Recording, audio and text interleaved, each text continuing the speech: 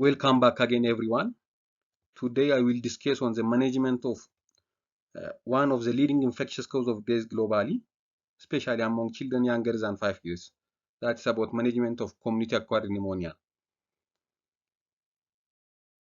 Treatment of suspected bacterial pneumonia is based on the presumptive cause from the bacterial etiology, the age of the child, and the clinical appearance of the child.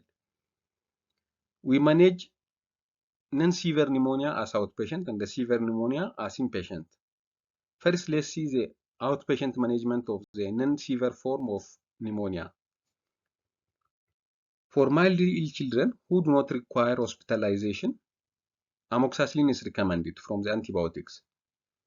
High dose of amoxicillin should be prescribed if penicillin-resistant pneumococci is suspected in that area.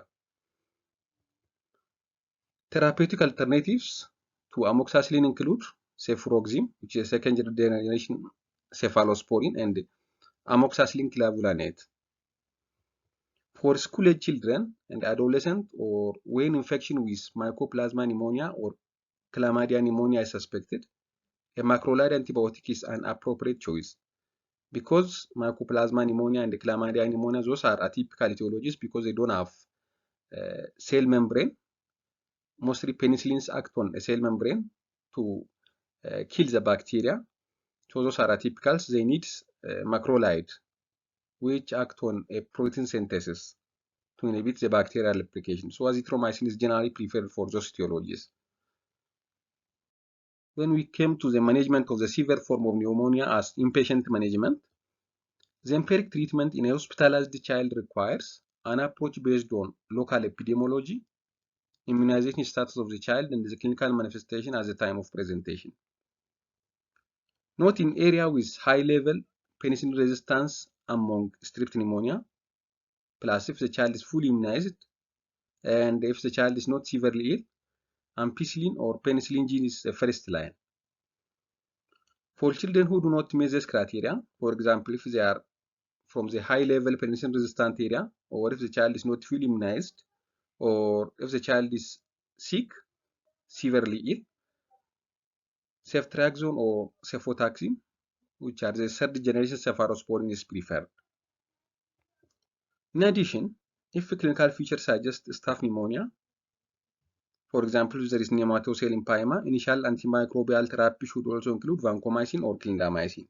Moreover, if infection with mycoplasma pneumonia or chlamydia pneumonia is suspected, as I have said above, as outpatient management, a macrolide antibiotic should be included in the treatment regimen, mainly azithromycin.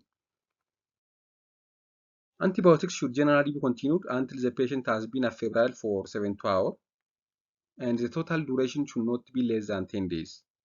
And for those atypical etiologies, 5 days of azithromycin. In addition to antibiotic management, we should have to focus on supportive care. Supportive care include intravenous fluids, nasogastric feeding, respiratory support such as supplemental oxygen, CPAP, or mechanical ventilator if there is respiratory failure.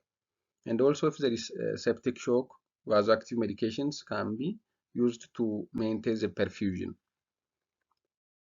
Let's see factors that suggest hospitalization in a children with community-acquired pneumonia.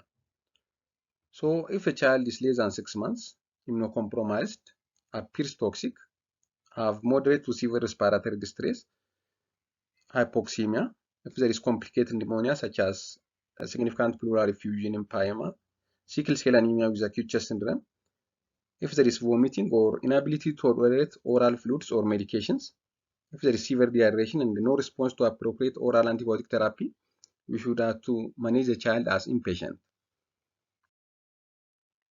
When we see the prognosis, typically, patients with uncomplicated community-acquired pneumonia show response to therapy with improvement in clinical symptoms within 2 to 3 days after initiation of antibiotic therapy. So fever, cough, fast breathing, grunting, those things starts to improve within 2 to 3 days of antibiotic administration. If there is lack of response to initial treatment as we expect, always a chest radiograph is the first step in determining the reason. So the first step in determining the reason for protracted response to treatment is chest X-ray. High-resolution CT scan may better identify complications or anatomic reason for a poor response to therapy. A number of possibilities must be considered when a patient does not improve with appropriate antibiotic therapy. First of all, we should have to think of complications such as pleural effusion or empyema. Those are detected by chest X-ray. We should have to also think of bacterial resistance to our antibiotic administration. So we should have to think of revising antibiotics.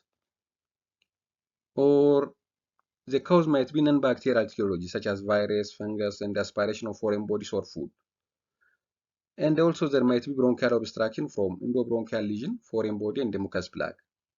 Sometimes pre-existing diseases such as immunodeficiency, ciliary dyskinesia, anatomic problems, congenital problems such as congenital pulmonary airway malformation, pulmonary sequestration, ciliary dyskinesia, cystic fibrosis, those things cause protracted response to treatment. And non-infectious causes can be there, such as bronchiolite obliterans, hypersensitivity pneumonitis, granulomatosis with spolangitis, eosinophilic pneumonia. Those things are the possibilities in a patient who does not improve with appropriate antibiotic therapy as we expect. Last one is possible complications that we should have to follow during management of pneumonia. Complications of pneumonia can be due to direct spread within the thoracic cavity, such as pleural effusion, empyema, and pericarditis, or it might be due to hematologic spread, which can cause meningitis, endocarditis, suppurative arthritis, and osteomyelitis. This is all about management of pneumonia. Thank you for subscribing and also for watching this video.